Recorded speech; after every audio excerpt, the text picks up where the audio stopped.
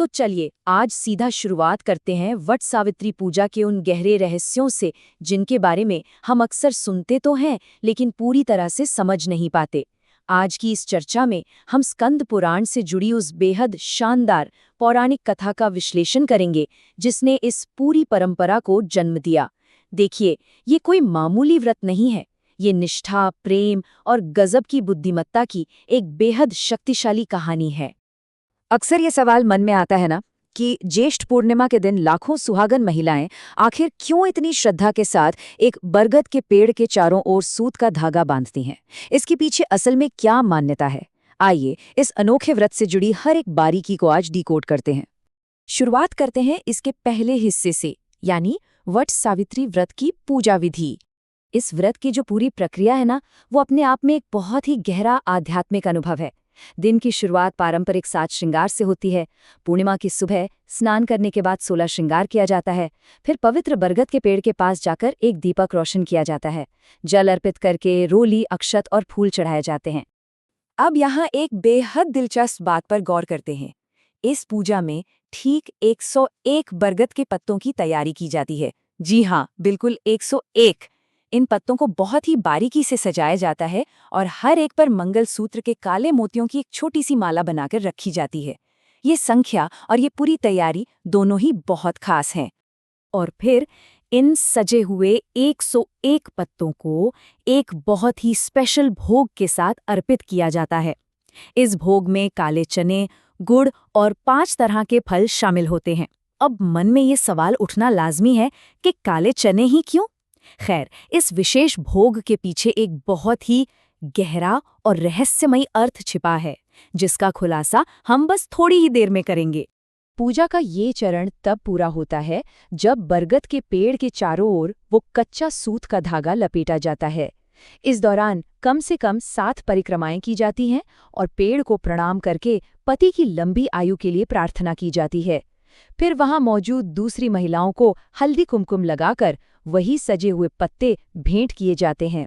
तो पूजा की ये पूरी विधि तो अब हमारे सामने एकदम स्पष्ट है, लेकिन ये सब शुरू कैसे हुआ? आइए थोड़ा फ्लैशबैक में चलते हैं। राजा अश्वपति की पुत्री की उस महाकाव्य जैसी पौराणिक कथा पर नजर डालते हैं जो इन सारी परंपराओं को एक गहरा अर्थ देती है। दरअसल यही वो कथा है जिसे पूजा के बाद बड़े ही प्रेम भाव से सुना जाता है। और ये ले जाती है हमें हमारी चर्चा के दूसरे हिस्से की तरफ, सावित्री और सत्यवान की कालजयी कथा। ये प्राचीन कहानी घूमती है राजकुमारी सावित्री के इर्द गिर्द। उन्होंने जंगल में निर्वासित एक राजा के पुत्र सत्यवान को अपना जीवन साथी चुना, लेकिन इस चुनाव के साथ एक बहुत ही खौफनाक शर्त जुड़ी थी। त्रिकालदर्शी महर्षि नारद ने सत्यवान के भविष्य को लेकर एक ऐसी विनाशकारी भविष्यवाणी कर दी जिसने सबको हिलाकर रख दिया। नारद जी ने एकदम स्पष्ट कर दिया कि ठीक 1 साल बाद सत्यवान की मृत्यु निश्चित है। ये बिल्कुल एक टिक टिक करती घड़ी की तरह था। समय लगातार बीत रहा था। लेकिन जरा सोचिए, ये जानने के बावजूद कि सत्यवान के पास सिर्फ 1 साल का वक्त है, सावित्री का संकल्प जरा भी नहीं डगमगाया। माता पिता ने बहुत समझाया कि वो किसी और को चुन लें, लेकिन सावित्री ने एक बेहद शक्तिशाली बात कही। उन्होंने कहा कि जैसे राजा एक ही बार आज्ञा देता है, ठीक वैसे ही एक स्त्री भी केवल एक ही बार पूरे मन से अपने पति का चुनाव करती है। बस इसी दृढ़ निश्चय के साथ उनका विवाह सत्यवान से हुआ और वो खुशी खुशी जंगल में रहने लगीं। फिर समय बीता और मृत्यु का वो मनहूस दिन करीब आने लगा।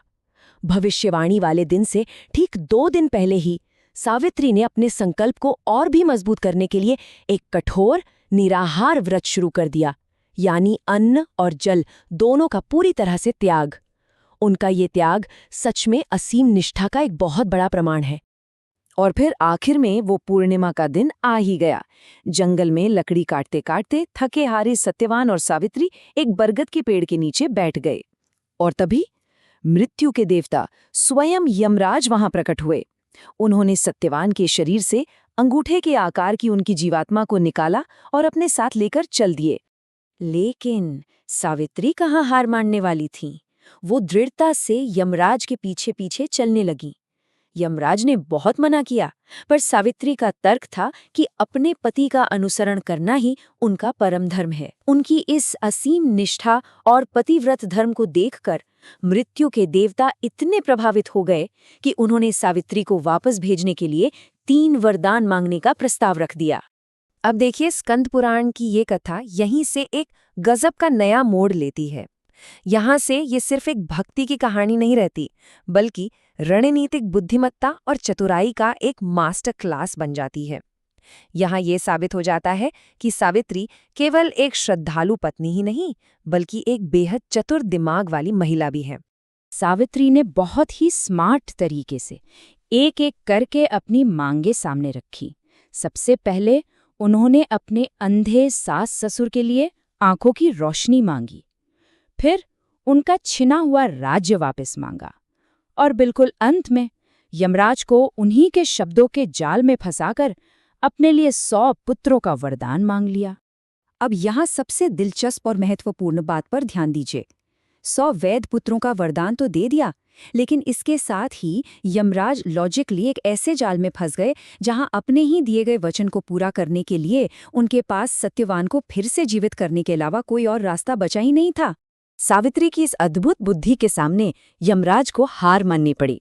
वो अत्यंत प्रसन्न हुए और उन्होंने सत्यवान की आत्मा को लौटा दिया। लेकिन आत्मा जिस खास रूप में लौटाई गई ना, उसका सीधा कनेक्शन उन विशेष पूजा सामग्रियों और भोग से है जिनकी बात हमने बिल्कुल शुरुआत में की थी। हुआ ये था कि यमराज ने सत्यवान की आत्मा को एक काले चने के रूप में वापस किया था। इसके बाद यमराज वहां से चले गए। सावित्री तुरंत वापस उसी वटवृक्ष के पास आई और उस काले चने को सत्यवान के निर्जीव शरीर के मुंह में रख दिया, और बस उसी के प्रभाव से उनमें फिर से प्राण आ गए और सत्यवान जीवित हो उठे। जरा उस पल की कल्पना कीजिए। एक तरफ बरगद के पेड़ के नीचे पड़े बेजान शरीर का वो गहरा दुख, और दूसरी तरफ पुनर्जीवित हुए सत्यवान, वापस मिला हुआ राज्य और सास ससुर की लौट आई आंखों की रोशनी की वो असीम खुशी। ये अद्भुत विरोधाभास स्कंद पुराण की इस कथा को एक बहुत ही रोमांचक और विजयी अंत तक ले जाता है। और बिल्कुल यही वो कारण है कि बरगद का पेड़ इस पूरी परंपरा के सेंटर में है। ये विशाल पेड़ अनंत जीवन, गहरी भक्ति और मृत्यु पर विजय प्राप्त करने के उस ऐतिहासिक स्थान का सबसे बड़ा प्रतीक है जहां ये पूरा चमत्कार असल में घटित हुआ था।